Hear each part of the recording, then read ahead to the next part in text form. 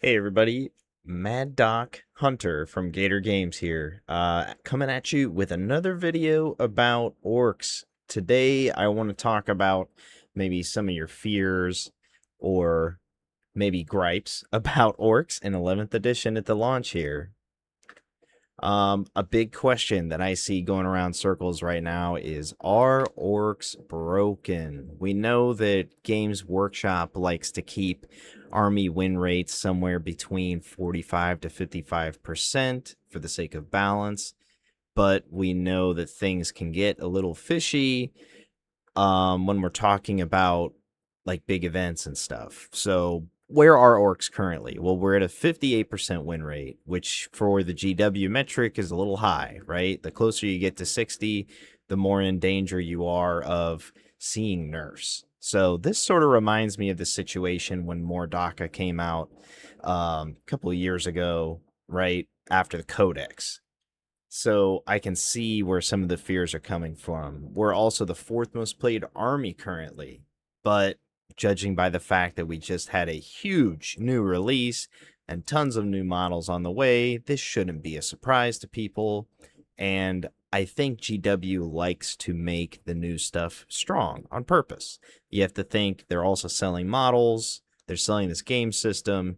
The reality is that some things are going to be a little strong when they release, right? We saw that with Defilers. And Defilers are probably not going to be safe in this round of nerfs as well.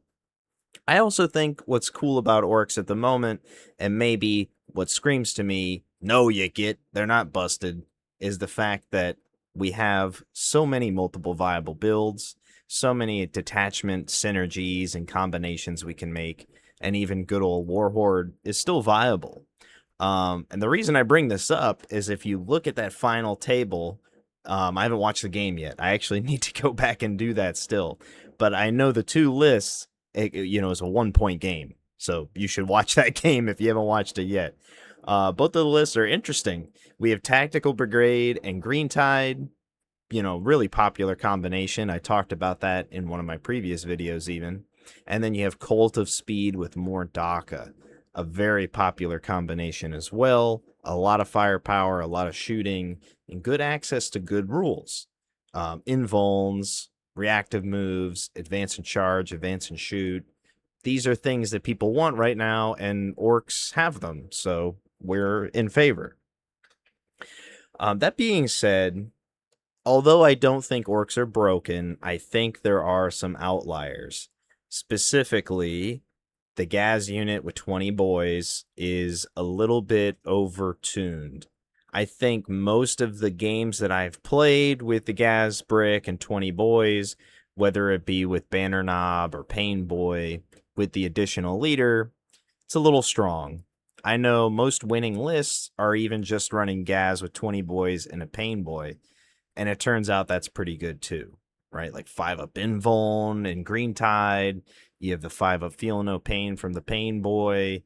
It's a lot, and even in like I said before about Dread Mob, you can make 20 boys with Kaz -1 to hit. That's also really strong. So 20 boys is 150 points, a little cheap right now.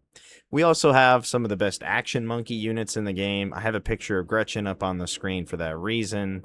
45 points for a unit that can steal objectives from your opponent, do actions, give you a command point potentially every round is really good also. I would also put Storm Boys and maybe War Bikers in this category. We have a lot of stuff under 70 points that can really like punch up or do things that other units in the game want to do, but we just do them better because of the current rules with hidden, cover, gone to ground. Like our cheap infantry units just got a bunch better, and they also punch up really well. Boys can kill a lot above their weight class. 150 points for a 20-man boy unit can easily pick up like a Terminator brick if they hit hard enough. If you use like crit fives and Warhorde, things like that, there's ways to make that unit do way more damage. And the way that engagement range works now, your opponent isn't going to be able to get enough units attacks into your unit in order to do as much damage as they need to kill a 20-man boy brick. Like, you need fast shooting to do it, and right now I think the only faction that has that is probably Tau or CSM. So I think that's why they're where they're at. I would also put Wazdaka as an outlier for what makes Orks really good right now.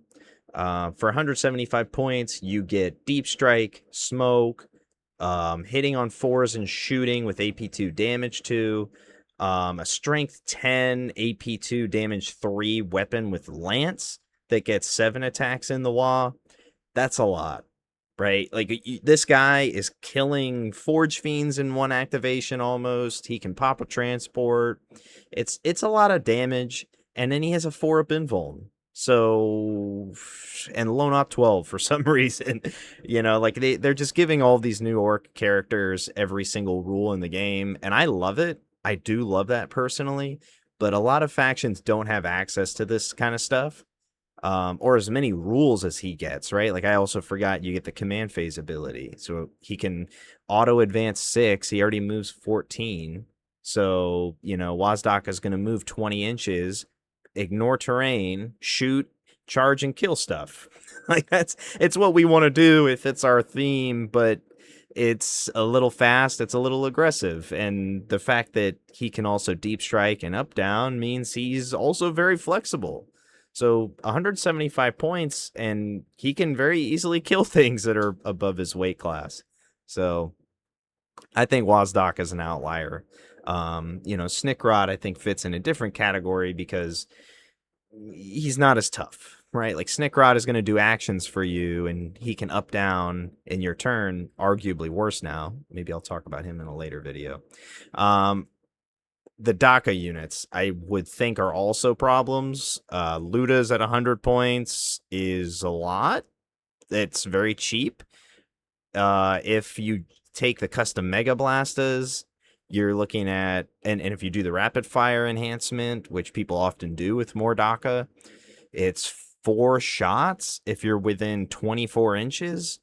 Re-rolling all hits if they're on an objective. Yes, you only hit on 6s, but there's ways to give this unit sustained hits or lethal hits and ignores cover. So, it's a lot of shooting for cheap. The custom Mega Blastas make them fire way above their weight class, and giving full reroll to hit to a Big Mech with a shock attack gun is also really strong. I definitely think those units might see some points increases. I'm not sure how much. I just think that some of our DACA units are definitely outliers. So what can we do to balance the Orks? Because I fear that we're going to run into the same kind of situation we did if you played 10th edition. You know how bad the Codex situation was. We were very strong right out of the gate. And then within 3 weeks, we saw 2 detachments get nerfed and 3 to 4 data sheets get pointed up to the point where they were unplayable. Like Tank Bustas, people still took a unit after the nerf, but it was ridiculous. So some things that I think we could do, which would be realistic and maybe bring us down, but not too much. I think, boys, if you've seen the new data sheet, I haven't made a video about it, but I might in the future. But the new boys data sheet is crazy. So I don't think we're going to be sitting at 75 points for what these guys do now. They'll get lethal hits on the charge. The ammo runt is going to give them +1 to hit, which is basically ignores cover. And you're going to be able to take these extra weapons and take shooters and choppas. I think we're definitely looking at a situation where it's not going to be pretty if this data sheet doesn't see some changes. You can also do actions while engaged, moving forward with the new data sheet. I think we can see some things happening, points wise, to make boys not as OP. I think 5 to 10 points per the unit is more than reasonable. I would gladly pay 80 points for a unit of boys instead of 75. And maybe if it's 10 points more for the 20-man unit, I'm not so upset. Wazdaka, he can take a 25-point hike. I'm still going to put him in every list. I think at 200 points, Wazdaka is more balanced. He could probably even go to 210, and I would still include him in most of my lists. We don't have another unit that does anything like him. I think it's fine. Dispositions.